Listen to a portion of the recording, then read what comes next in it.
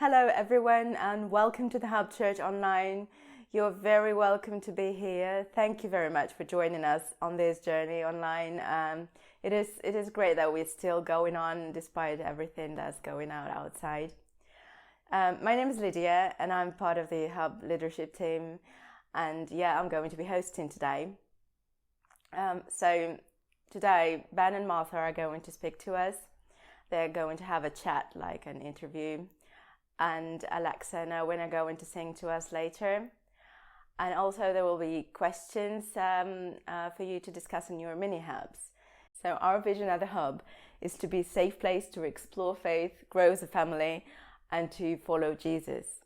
And one of our values is to challenge injustice. And today we're going to listen to one of the people who is doing that on a daily basis. She's challenging injustice every day at the heart of Lister Hospital. So we're going to have an interview with Rodie today. She is part of the hub and also part of the social team who is organizing all the fun stuff in the hub. So yeah, go ahead, Rodie. Welcome, Rodie. It's so great to have you with us this evening, and thanks so much for joining us. Brodie's part of our evening community and is also working on the front line in the Lister Hospital at the minute, so we thought it would be great just to hear a little bit from her. But first of all, Rodie, tell us who you are and what do you do for your job? So I'm Rodie, as you've mentioned already, and I'm a pharmacist. So I'm a ward-based pharmacist at Lister Hospital in Stevenage. So tell us, what does a pharmacist do? What is your, describe a typical day? Sure. So day to day, I'm currently doing my pediatric rotation, which is babies and children up to 16. So I sort of start my day with my neonates who are less than 28 days old. And I look through their drug charts, check their bloods, make sure that the medication that they're receiving is correct dosing, sort of we're adjusting it to their weight, because babies grow very quickly, is something I've learned doing this rotation. And that would be the start of my morning. Then I go over to the COVID area, which is like the dirty area is what we describe it as, but the COVID area, which is my children's ward. And I do the exact same thing, make sure that the doses are okay. Doctors ask me questions, nurses ask me questions. I try my best to work it out and then I get back to them. But that's my day-to-day really, sort of making sure that everything's okay medication-wise for patients. Brilliant. And tell us a little bit more about kind of being on the front line. What's been your experience of COVID? What's kind of going on inside the hospitals? Yeah, so it's strange because at Lister, it almost seems like the hospital's been split into two. Because where the wards aren't COVID, there's hardly any patients. I think people are just avoiding hospital because I think their thoughts are, if we don't need to go in, let's not go in, just in case we catch COVID. So in that sense, half the hospital is quite empty and quite Q word, we call it in hospital, quite quiet. And then the other half obviously is the COVID frontline, dirty areas, red areas.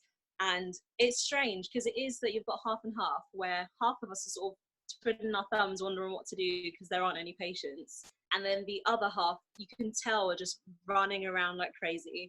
Emotionally I think it sits quite heavy with a lot of people as well, and I want to say 2 weeks ago we were all sort of adjusting to what it means now for us in terms of having COVID patients. So when you see the COVID swabs being taken and you come back the next day and actually they've tested positive, you kind of pause for a second wondering, okay, what does that actually mean for us now? What does that mean for the patient? And you sort of think through that side of things. So emotionally, it can be quite heavy. But so far, God willing, hopefully, with all this sort of positivity around, I haven't had any negativity in terms of my positive COVID patients. It's all, okay, this child's tested positive. Let's get them comfortable as possible, get them back home, and they'll be fine. And I haven't had anyone come back yet saying that there's been any bad news about one of my COVID patients. So yeah, that's it in terms of the hospital life and what it's looking like for us at the moment on the front line. Okay, next question. Can you just tell us a little bit about how the nurses and the doctors and all the other medical staff and all the other kind of people working in the hospital, how they're managing it all, how they're kind of coping with the pressure, and yeah, all the kind of business that's going on during this time? So I think one thing that I love about the NHS, and especially working in the hospital, is that everyone just bands together. Everyone, in terms of the whole multidisciplinary team, we've literally just all banded together. And where we can sort of see it as, especially on my pediatric rotation, is that we have different areas that doctors will work in and that nurses will work in. And it seems that when it's getting a bit too much for a certain person on a certain area, support is just rushed towards them from everyone within the team. And it's amazing to see. But it's one of those where you can tell that there's a lot of pressure on them, especially with the nurses, where they're in and out going in to see the patient. So you sort of see them gowning up, putting on absolutely everything to swab a child, to then come back and then change out of everything, get everything ready again. So that side of things is very different for them. But then when it is that they're struggling, what I've realised as well is that NHS staff are very happy to tell you how they're feeling. So one of the nurses will say, listen, today's a bit of a hard day. I'm going to try my best. And then everyone sort of swarms around her, helps her out. I think buys lunch, little things like that, and just helps her out where needs be. And the same for the doctors as well, where they know that really and truly it's the nurses who are doing the hard work. If I'm being honest, it's the nurses who are doing all the hard work. So I think they're really being extra supportive, sort of doing as much as they can, yes, but also ensuring that the nurses are being sort of looked after, communications high. And yeah, so it's strange. It's a strange time for all of us, but we're getting there, I think. Yeah. It's amazing. I love just to hear that people, kind of coming together at this time, and sounds like there's such a great kind of community feel that, kind of, I guess, happens when it's really hard, and when, we're kind of under pressure, these things kind of come out, don't they? Which is so cool. Definitely. Love it. I wonder if you're just able to share a story with us that you will kind of remember, something that's kind of stuck in your head, something that you'll kind of look back on in a year's time. I think that was something that really kind of stuck out to you from this time. I feel like there's so many that come to mind, especially in this period of time. But there was one particular one, whereas actually I wasn't working up on the wards this time. I was working in the outpatient dispensary, which is the part where a lot of the time, I think when people think of Lister Hospital, they think of that pharmacy and they think about queuing for hours and hours. So I was working in that bit, and there was a mum who had come in with her son. And so the son was, I want to say, maybe about 8 years old, quite young looking. And she'd obviously come in and said, I've just been at the outpatient bit of pharmacy. They've given me the scripts. Can you look at it? Can you dispense it? Get it all ready for me. So I was the pharmacist who was checking the scripts, basically, and looking through it. I remember looking at it and thinking, I've seen this patient before, I recognise this patient. And it was apparently, so he was basically on my ward about 2 weeks previously for COVID symptoms. And I think this was just before it all sort of blown up and we all knew what was really happening, really. So I recognised him as one of my patients from 2 weeks ago. And he sort of came up to the counter and he was like, hi, how are you? And we sort of started chatting and having a look each, just because we recognised each other, we sort of started chatting. And his mum was sort of like, thank you for all you've done, it's been amazing. And at this point, I wasn't on the ward. So I was thinking, it's amazing that you recognise me when I'm not scrubbed up or when I'm not actually on the ward type thing. We're having a conversation. So he then had a seat. So he had a seat, he was sat down. And his mum then said to me, actually, he's just been tested positive, because obviously he had his mask on, all these bits. And I think my first, because he was my first patient who I'd found out was positive. So my first reaction was, oh, I hope he'll be fine. I'm sure he will be fine, because I'm that sort of person. I just instantly think, yep, they'll be okay, I'll be all right. And actually, once he had described it, seeing him from the ward to where he was now and how smiley and happy he was, it was such a lovely feeling. It was really nice to see that even though, yes, he's received this bad news, he's still sort of able to come up to the counter, be really chatty, smiley. And that was 2 weeks prior where he had first come in. So I know that he'll be fine, just because of his demeanour and the fact that he was smiling and happy, and 2 weeks on, still this sort of chirpy self. Yeah. So that was nice. That was a nice. I guess often in your job you kind of don't get to see the follow-up, do you? Get to kind of see that you treat the patients and you do all that sort of stuff, but once they leave the hospital you get to see them. So this time you were able to kind of follow up in a slightly unorganized way. It's brilliant. In a completely different setting. Yeah, definitely. And our final question for you is, what would be kind of your prayer request, maybe for you, maybe for patients in hospital, maybe for anyone else who's kind of working there? What would kind of be your prayer request for us? So I think in terms of the hospital and patients, porters, nurses, cleaners, pharmacists, doctors, everyone alike, I think it's for us all to in this crazy, it seems like a place of calm at the moment in terms of everyone's just doing what they need to be doing.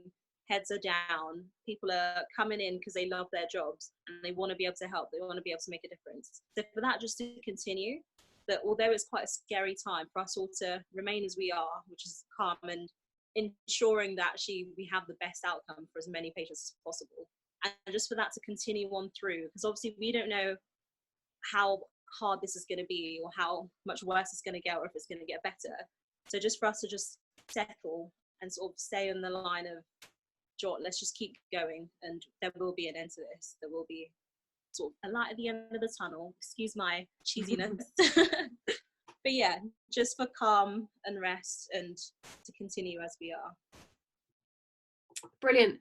Thanks, Rodie. Thanks so much for joining us. It's so good to see you and to finally catch up a little bit. We are praying for you. So please keep us in touch with everything that's going on, and we'd love to hear from you soon. But thanks so much for joining us, Rodie, and I'll see you soon.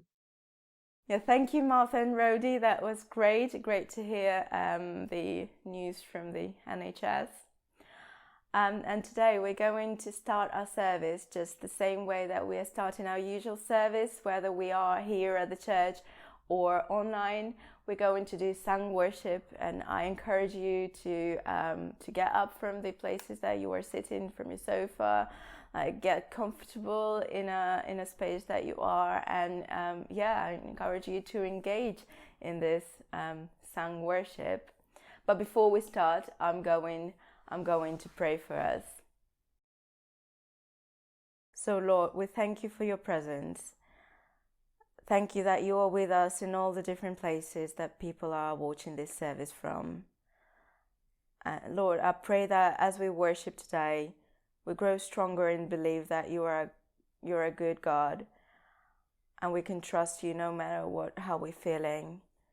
I pray that you lift away any panic or any anxiety people are experiencing, and be with them throughout the week. Amen.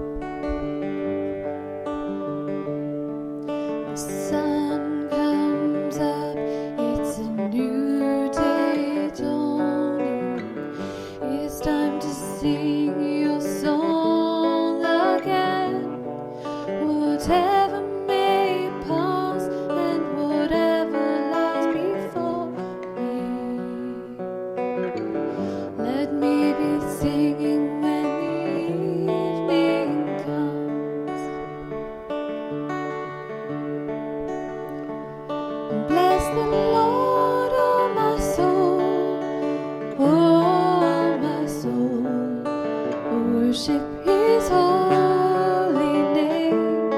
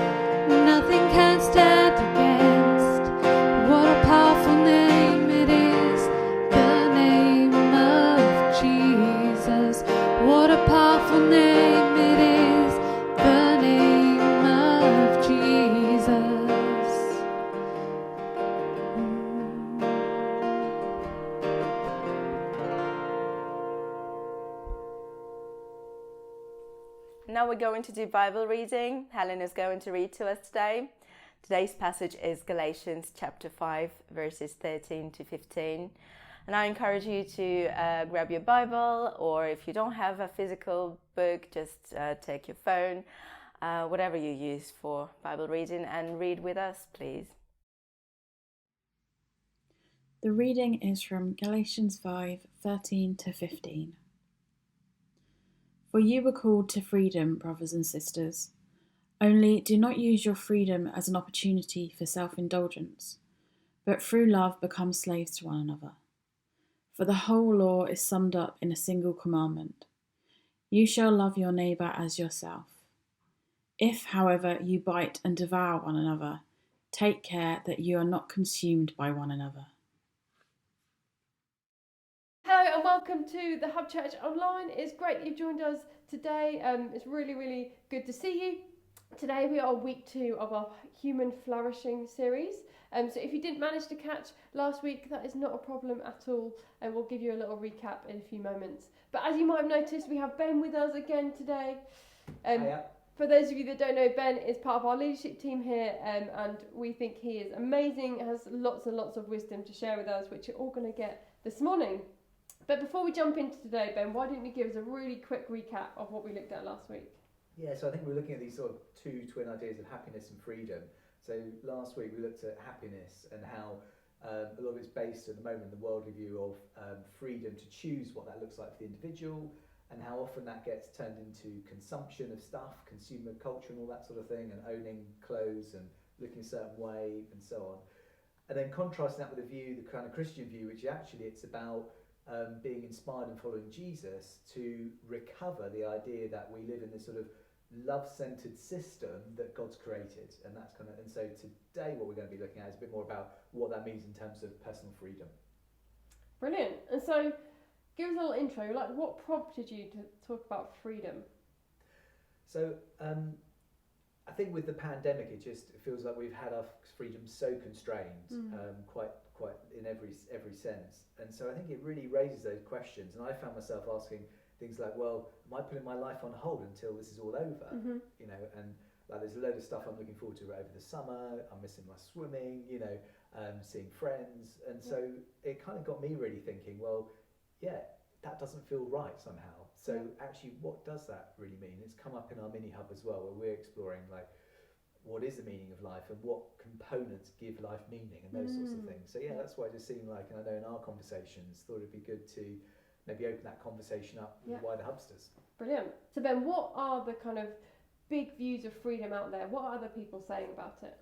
Well, in Graham Tomlin's book, he talks about these kind of two main schools that he in turn gets from Simon Gain, this sort of commentator. And the one view is one we looked at a bit last week, which is what he calls the freedom of indifference. And the idea of that is that we are, as individuals, the authors of ourselves, of our view of the good and of our identity, and nothing comes before that. So both desires, and there's nothing prior to our will, if you like.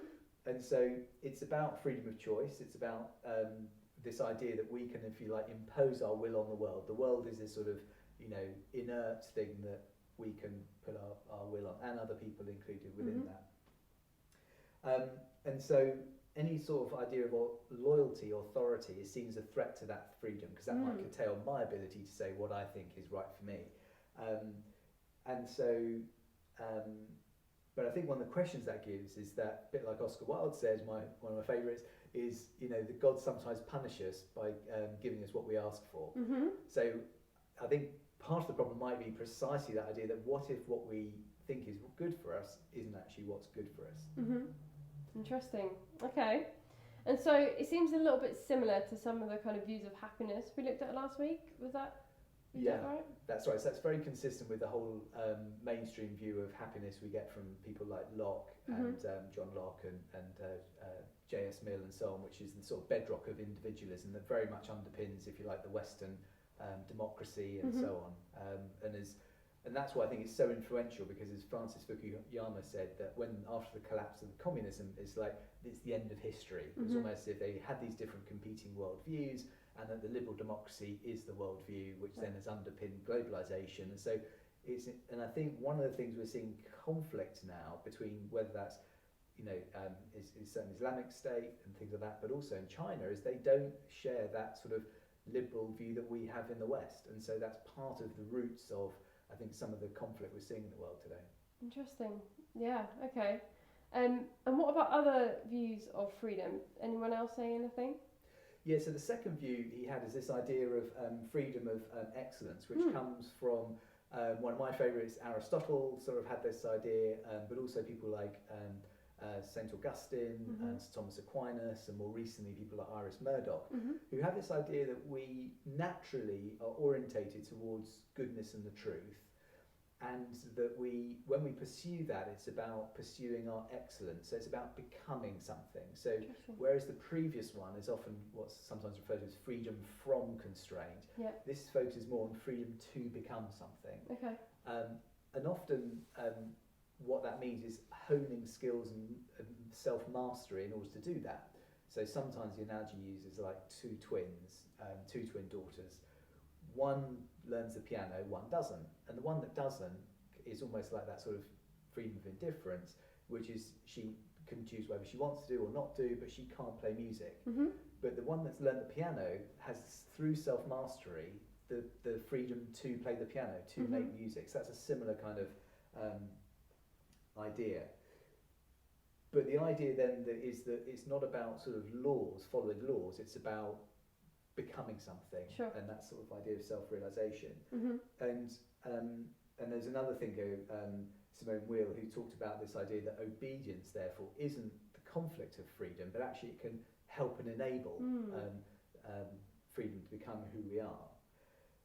And also Augustine sort of had this idea, building on Christian thinking, which is that we are shaped by what we love. So that, similarly, look at the passage we looked at last time, is that what we think is good, we become like that, and it shapes who we are and our desires. So yeah, that's the sort of the second view, is this idea of excellence and the freedom to become something. Interesting. And I think in some of the kind of thinking and reading I've done around this, I found it really interesting that they often describe it that like learning an instrument or learning a skill requires dedication, requires sacrifice often. The whole thing of takes, 100,000 hours to become an expert or something. But actually through that dedication, through that sacrifice, you are in some ways freeing yourself to do something you couldn't do before. And so it's a real spin, isn't it, on the kind of idea of freedom being no one can tell you what to do, or no pressures can be put on yourself, but actually you're required to do something to become more free, if that makes sense. Absolutely, I think so.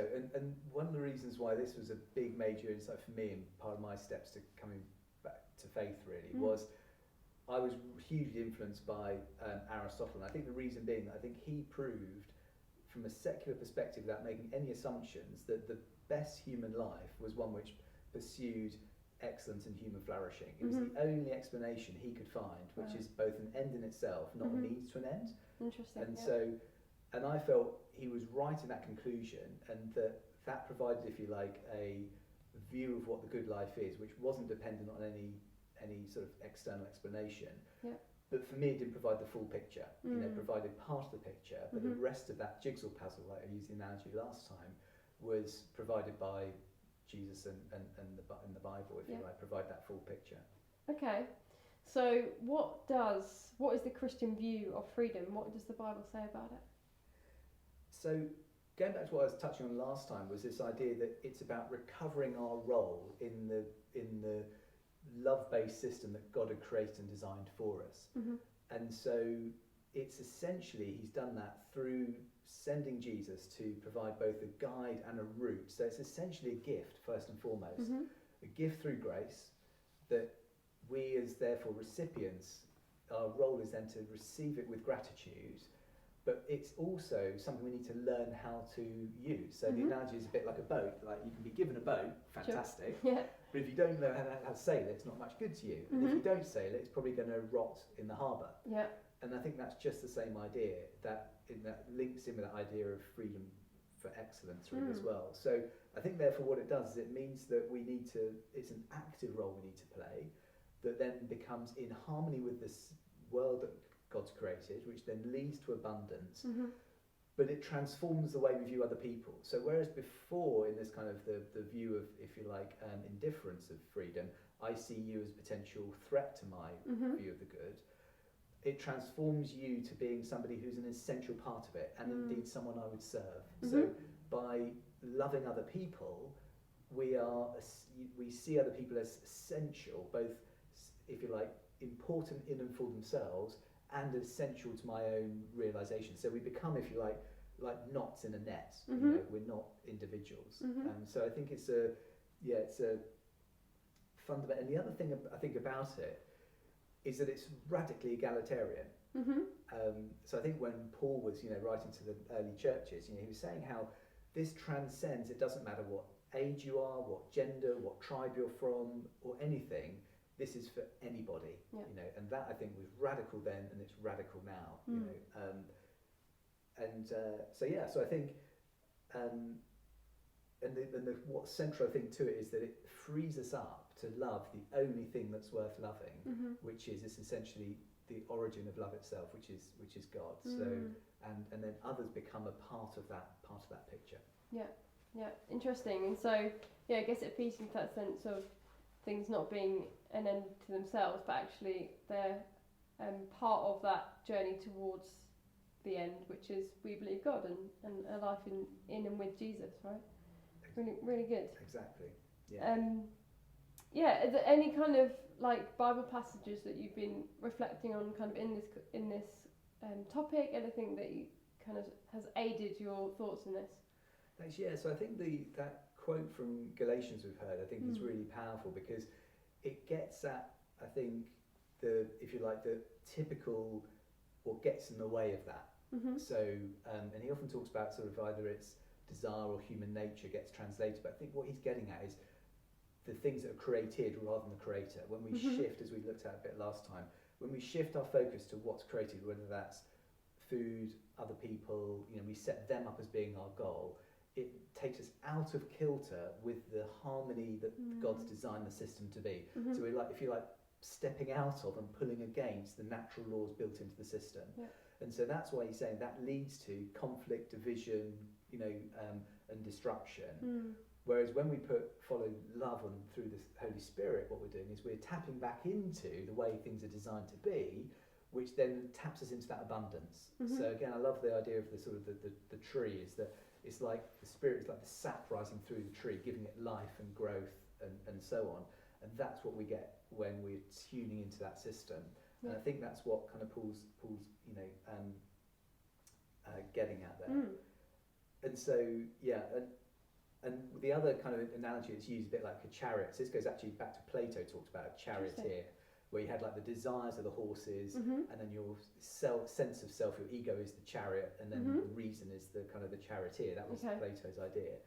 But he returns to a similar idea, that he's saying don't put your desires in the seat of the chariot, because otherwise you'll be pursuing that. So if that's food, you'll become gluttonous and overweight, and so on. And if you provide wealth, you become wealthy but hollow, and you'll atrophy your relationships.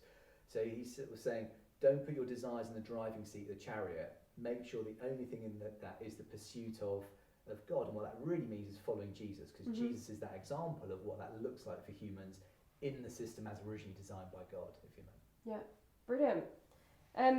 But where does sin come into this picture? What part does that have to play?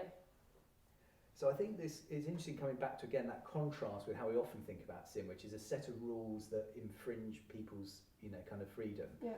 Actually, that's not what it means. What it really comes back to is missing a mark, like an archer missing the target. So and in a similar way, it's where we're essentially veering from that love-centered system that God's designed. Yeah.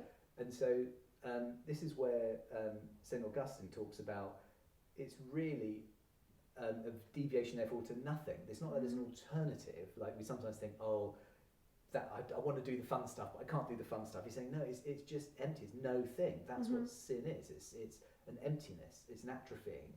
So it's like that idea that we're just not having the food that nourishes us. We're not getting the sap into our system if we're a tree. Yeah. So we're cutting ourselves off from that vital source.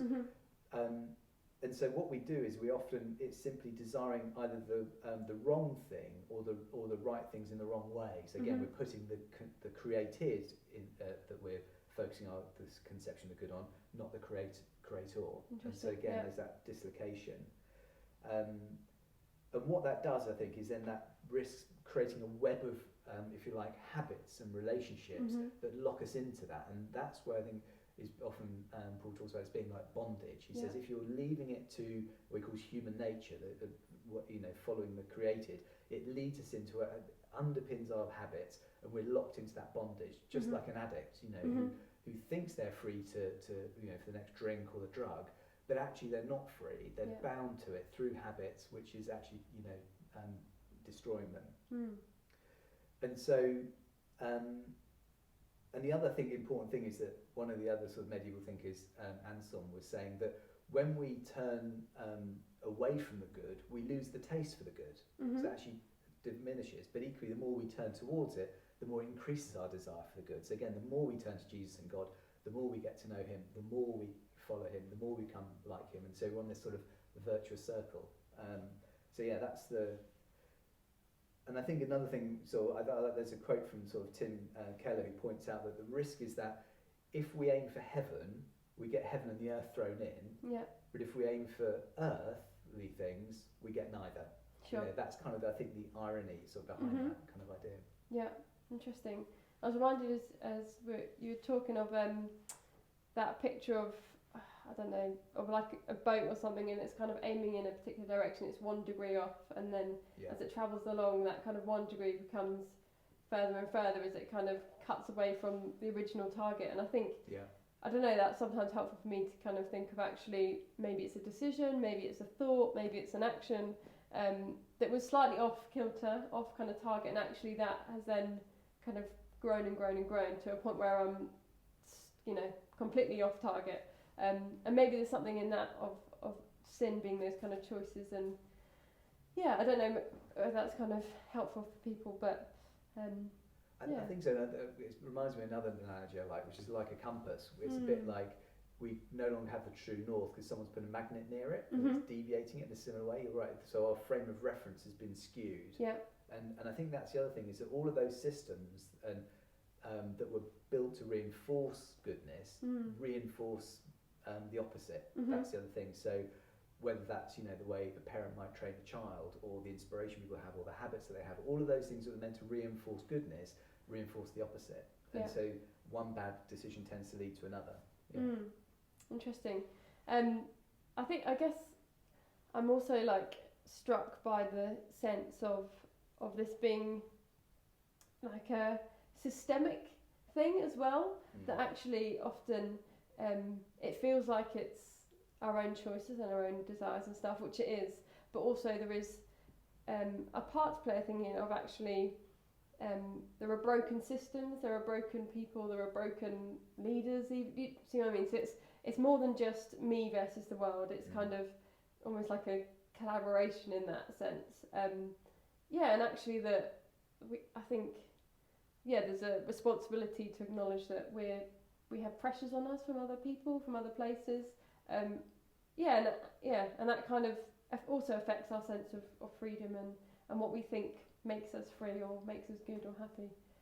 Agreed. And I find that, and this is something I think Rowan Williams writes so well on, is it, for me, it leads to a much richer and clearer picture of what it means to be human, that we are sort of navigating each other, recognising our fallibility, recognising things that are sacred and precious in amongst that, both within ourselves and within the wider world, and it leads that sort of navigation and negotiation between each other, and the humility as part of all of that. And I think you're right, rather as opposed to we are fully knowable, fully rational human beings, which feels like quite a blunt instrument, doesn't seem to really reflect certainly my experience of being human, and indeed other people, and then actually, you say, we're both influenced by and influencing the culture and the people around us all the time, and there's that subtle interplay always happening, is, for me, as you say, a much more accurate reality. All right, well, what are the kind of implications of this for life, for practice? What do we do with all of this, really? So I think for the Christian view of freedom then, is it's around re-establishing that role in the world by following the example of Jesus, which I think, and what that does, I think, is unlocking who we were really designed to be by the Creator. So it's, if you like, full self-realization. And I think some of the implications of that then is that, first of all, it's about using the guidance we've got, the compasses we've got. So it's about using the Bible to guide us. It's about the Spirit to inspire us and help us interpret, and about coming alongside, allowing Jesus to come alongside us and guide us to what that looks like for us, and finding that unique role that God's given us, because he's given us a specific role to play in that system. And so I think it's surfacing that, and my experience isn't that it kind of rolls out like a carpet in front of you, and it doesn't take away any of the mystery of life, far from it, but it helps us create an interplay and a partnership with God and each other to find our way through that role. And so a lot of that is about, I think, the idea that freedom, therefore, is something that's created rather than chosen. It's created through the commitments and choices and relationships around us that we navigate. And it's freedom to love, rather than putting freedom to choose first. It puts freedom to love first. So recognise that web of interactions we have, serving other people. And the other, I think, interesting implication, again, Rowan Williams draws out really nicely, is the implication of how we view time. Because it's very easy to fall back on time as a commodity. We have that imbued through our, and particularly in the modern economy working, the idea that it's linear and it's about, using time to acquire things. Whereas a Christian view, I think, has a different view of time, which that it's about a sort of steady, more elliptical role of acquired meaning. And so there can be a retracing over meaning and what's important, which builds and deepens that sense of what's meaningful. And so that's, I think, another implication it has. But ultimately, it's around, finding our place of becoming more like Christ. So it's really about a shaping and a honing of our character over time is really what it kind of ends up looking like, I think. Love it.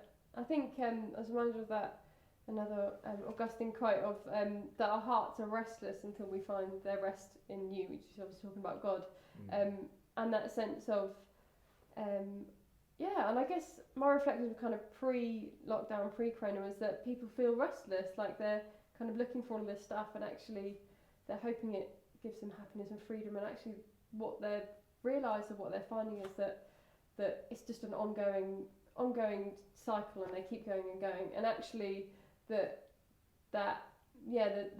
end goal is to find our rest in God, and that's where we truly find ourselves and truly find that freedom, which I think is really interesting, kind of plays into a bit of what we've been talking about.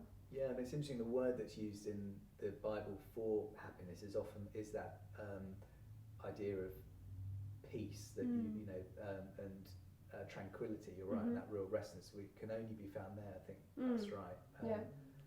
And now it's probably as good a time as any, isn't it, under lockdown, to have those reflections and retune ourselves and rethink what our due north is. Interesting, brilliant. Great. I think we've so much there that we could keep talking about, but let's give an opportunity for you to move into your mini hubs and discuss this together. Again, we've got some discussion questions ready for you, but please feel free, if you've got any that have popped up or any things to add, why not share that with the people in your group? We'd love to hear from you if you've got any thoughts or questions about this too, so why not get in touch?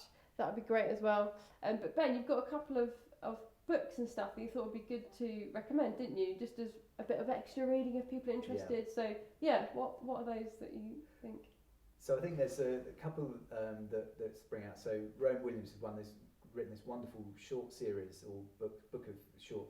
One is on persons, which I think is really great, talking about what it means, the Christian view of what it means to be human, and comparing it to kind of secular other views.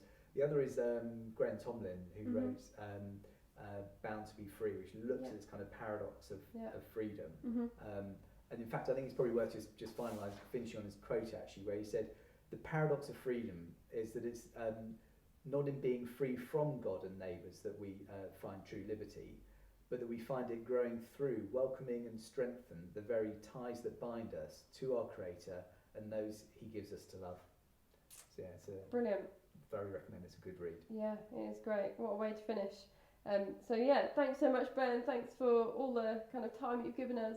And yeah, we look forward to hearing lots of the conversations that are going to happen off the back of this. So brilliant. Have a great week, and yeah, turn into your mini hubs and have a good discussion. See you later. Cheers, bye. Yeah, thank you, Ben and Martha, for this brilliant talk.